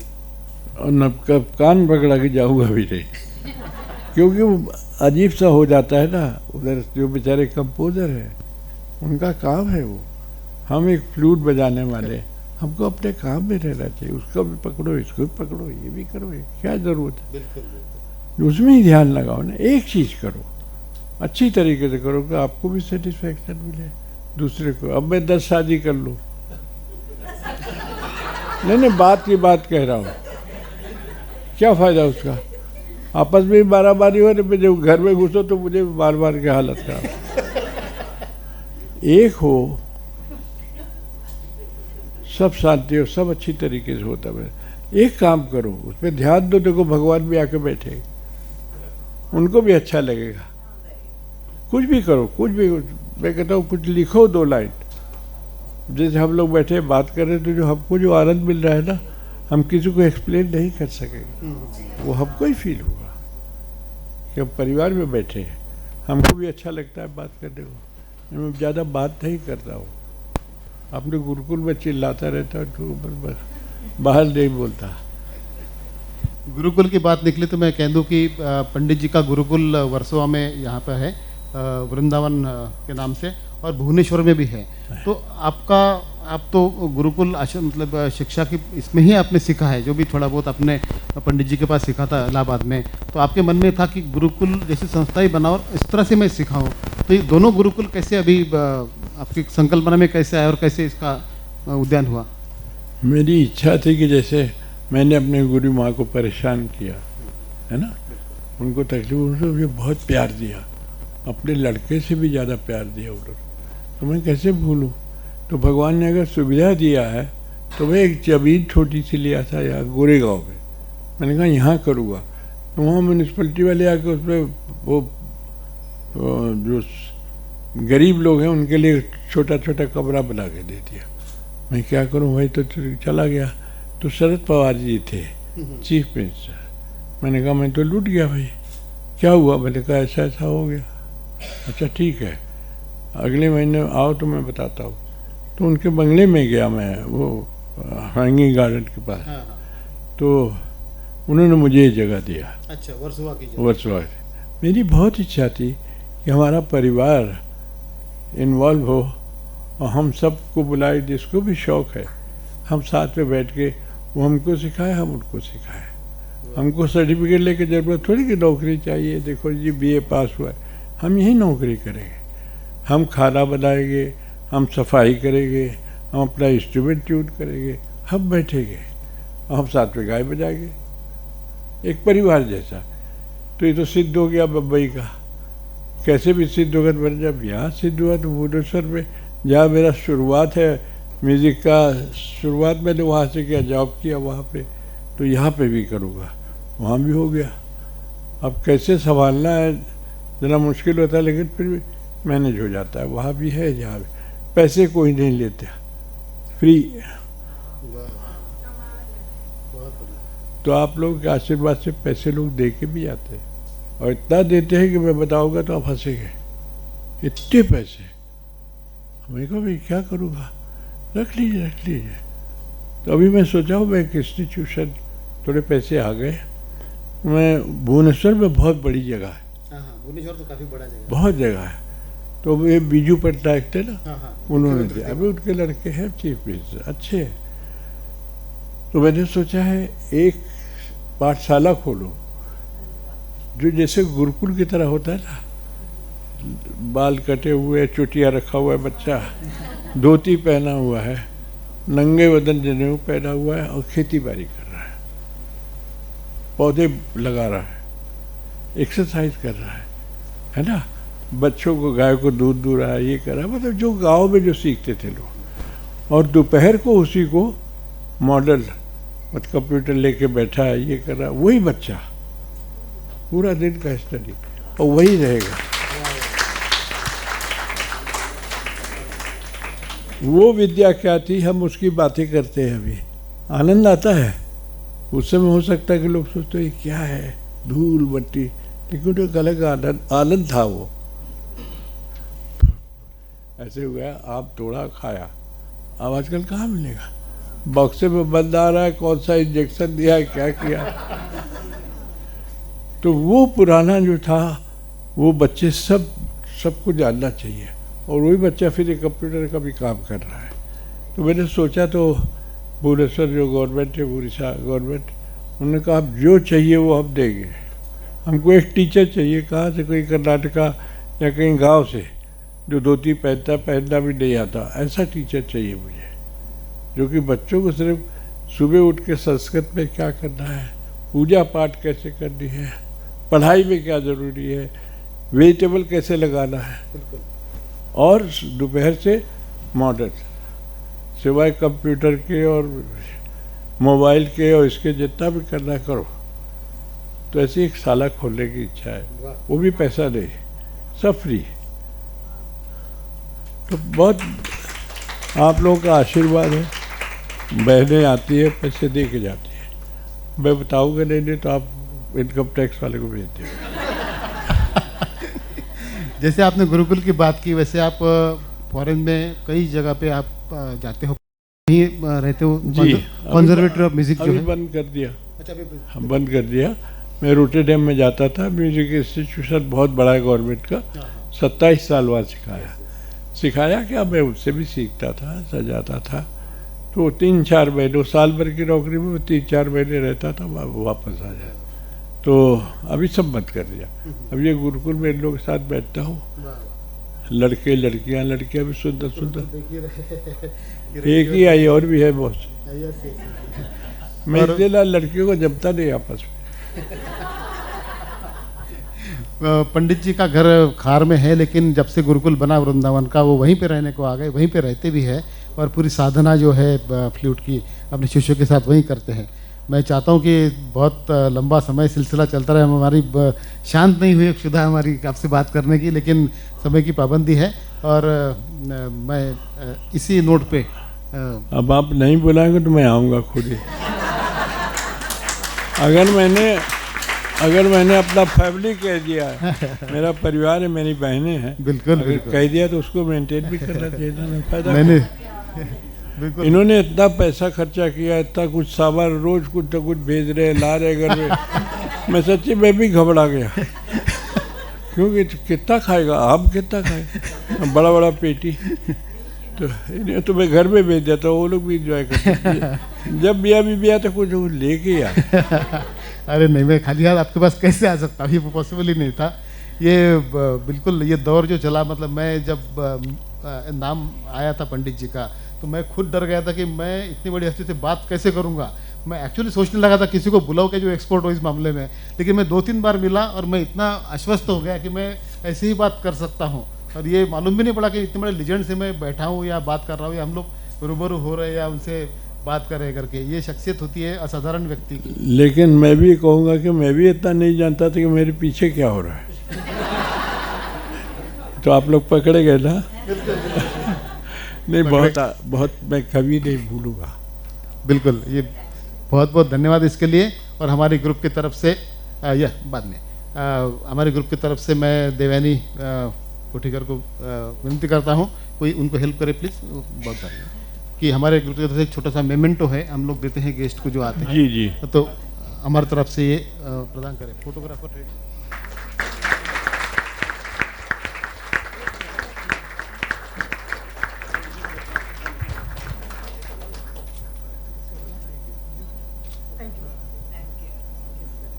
थैंक यू जी, thank you so much. Pandit ji को बिठा दो, 2 मिनट का थोड़ा ये फोटोग्राफ का ये होगा। आपको निकाल दो चॉकलेट, उनको कुर्सी पे बिठा दो। हाँ, आप बैठ जाइए। हाँ भैया, यहीं बैठना है। मैं ग्रुप में फोटोग्राफ्स के लिए लोगों को बुलाऊंगा। एक पास, हाँ वो देता हूँ, वो शालो सिर पर लेके आइए, जो कि पर ये आपके लिए स्पेशली है।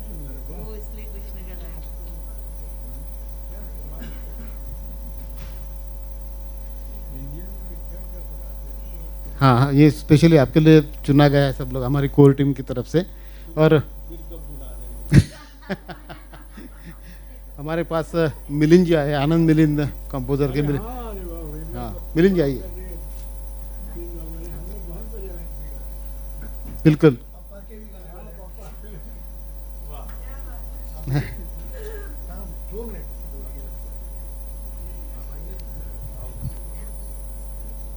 आओ मेरे बैठो। हाँ हम